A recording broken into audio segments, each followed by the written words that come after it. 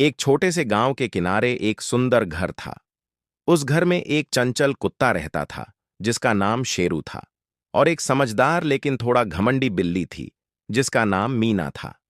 दोनों एक ही घर में रहते थे, लेकिन उनके स्वभाव बिल्कुल अलग थे।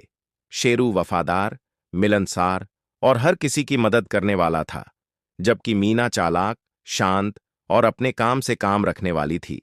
शेरू दिन भर घर की रखवाली करता, अजनबियों पर भौंकता और मालिक के आने का इंतजार करता। दूसरी ओर मीना घर के कोनों में चूहे पकड़ती और धूप में बैठकर आराम करती। दोनों अक्सर एक दूसरे को ताना मारते रहते थे। शेरू कहता, मैं ना होता तो यह घर सुरक्षित न रहता।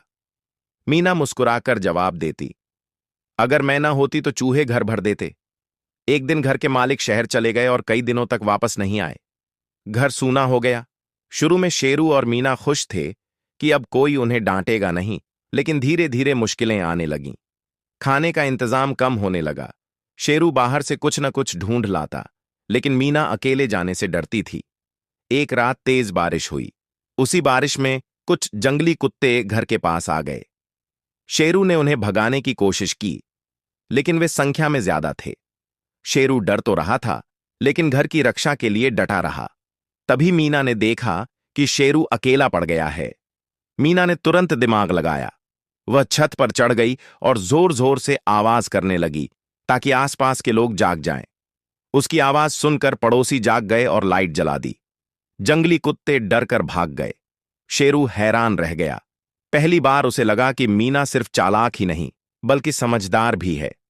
अगली सुबह मीना फिसलन वाली छत से उतरते समय गिर गई और उसका पैर चोटिल हो गया। अब वह चल भी नहीं पा रही थी। शेरू ने बिना देर किए उसकी मदद की। वह मीना के लिए बाहर से खाना लाया, उसे धूप में बैठाया और हर समय उसके पास रहा। अब दोनों के बीच का घमंड और झगड़ा खत्म हो चुका था। मीना ने शेरू से कहा, मैं समझ गई हूं कि अकेले कोई भी मजबूत नहीं होता। शेरू ने मुस्कुराकर जवाब दिया, और मैं यह सीख गया कि हर किसी की अपनी अहमियत होती है। कुछ दिनों बाद मालिक वापस लौट आए। उन्होंने देखा कि शेरू और मीना अब साथ साथ बैठे हैं, बिना लड़े। घर पहले से ज्यादा शांत और सुरक्षित लग रहा था। इस तरह बिल्ली और कुत्ते ने सीख लिया कि मिलजुल कर रहने से ही हर मुश्किल आसान बनती है। नीति आपसी मतभेद भुलाकर सहयोग करना ही सच्ची समझदारी है।